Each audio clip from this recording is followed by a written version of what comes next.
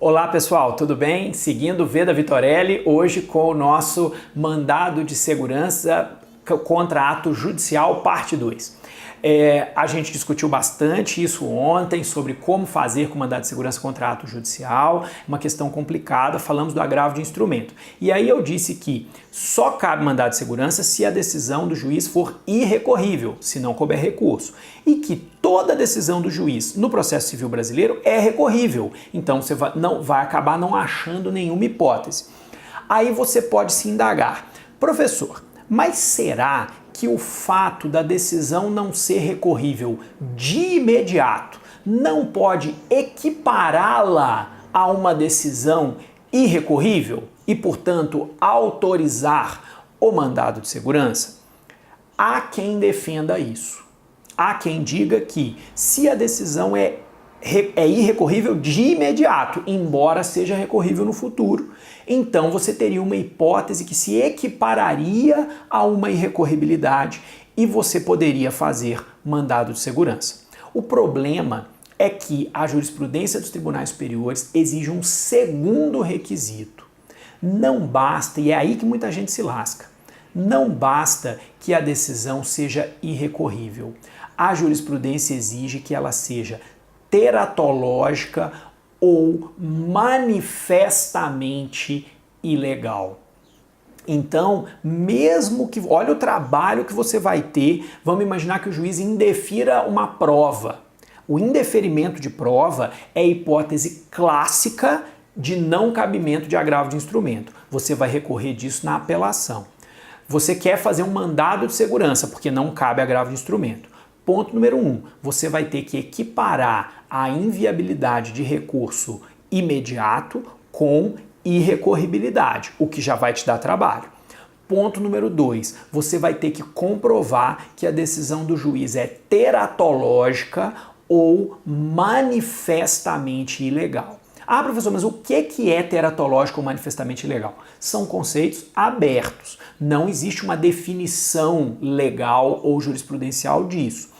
Você tem que provar que a decisão é absurda, que ela é claramente, escandalosamente absurda. Aí você teria possibilidade de mandado de segurança.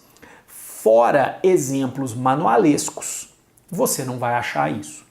Você vai achar um caminhão de jurisprudência no STJ dizendo não cabe mandado de segurança porque o ato não é teratológico nem manifestamente ilegal. Não é teratológico nem manifestamente ilegal. Então, você tem uma situação, você tem que ter uma situação horrenda em termos procedimentais para você conseguir fazer isso, ok? O outro ponto que a gente discutiu na aula passada é o mandado de segurança para dar efeito suspensivo a recurso que não tem. Embora em tese isso também seja cabível, na prática isso não será cabível no CPC de 2015. Por quê? Porque o CPC de 2015 regulou exaustivamente o cabimento de pedidos para dar efeito suspensivo a recurso que não tem e, portanto, em nenhuma hipótese você precisa do mandado de segurança. Qual é a norma do CPC?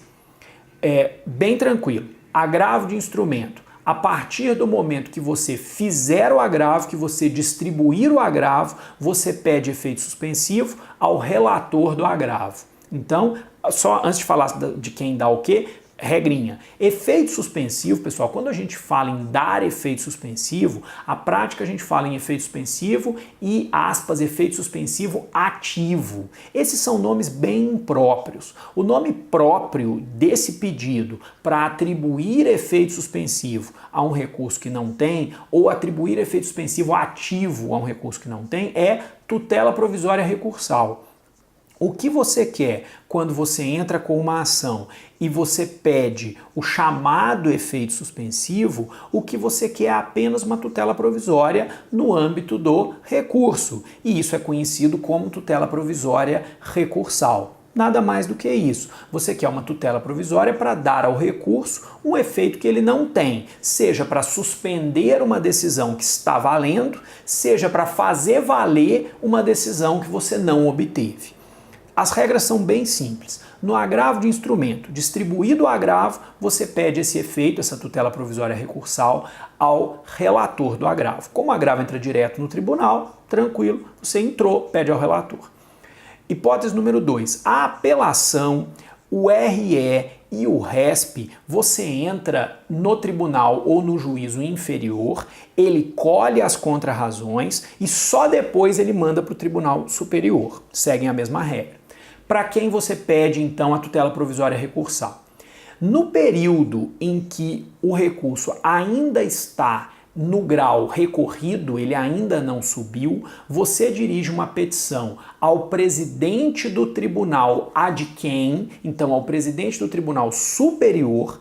Essa petição será distribuída a um relator e esse relator vai apreciar o pedido de efeito suspensivo, o pedido de tutela provisória recursal, antes do recurso chegar. E quando o recurso chegar, esse relator já está prevento para a análise do recurso.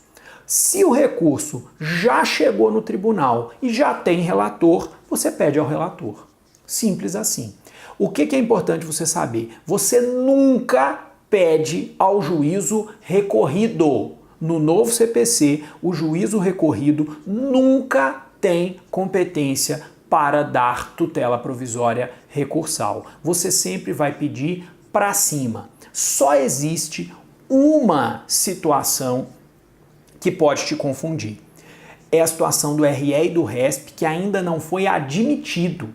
Você sabe que o RE e o RESP são interpostos primeiro no tribunal ACO, o tribunal ACO colhe as contrarrazões, porém, antes de mandar para o STF ou para o STJ, o presidente ou vice do tribunal recorrido faz um juízo de admissibilidade do recurso.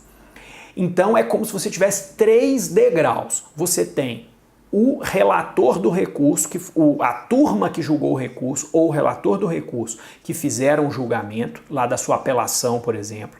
Você tem o presidente ou vice e você tem o Supremo ou STJ. Então aqui você tem que ter cuidado, você tem 3 degraus. Você nunca vai pedir no primeiro. Se você quiser uma tutela provisória em RE e RESP, você nunca vai pedir ao relator do seu recurso que já foi negado. Nunca, jamais. No período em que você fez o recurso e ele ainda não foi admitido pelo presidente ou vice, é o presidente ou vice que concede ou nega tutela provisória recursal. Por quê? Porque a cognição está vinculada a esse presidente ou vice. O recurso não foi para o STF ou para o STJ ainda. Então você pede a ele, antes de fazer o recurso, ou enquanto seu recurso não foi apreciado, você pede a esse presidente ou vice. Uma vez que o seu recurso foi apreciado e admitido pelo presidente ou vice, aí você pede ao STF ou ao STJ, naquele esqueminha anterior. Se já tem relator, você pede direto ao relator. Se não tem relator, você pede ao presidente, o presidente distribui para um relator e o relator aprecia lá no STF ou no STJ. Então, cuidado, porque são 3 degraus. Você nunca pede ao juízo que já negou alguma coisa para você. Essa é a regra. Se o sujeito já negou, você nunca pede tutela provisória para ele. Você pede para o degrau de cima. É que no caso do RE e do RESP, você tem 3 degraus. O degrau de cima imediato é o presidente ou vice, que precisa admitir seu recurso. Se ele ainda não fez isso, é ele que também vai apreciar a tutela provisória. Depois sim de admitido o seu recurso, aí você pede ao STF ou STJ.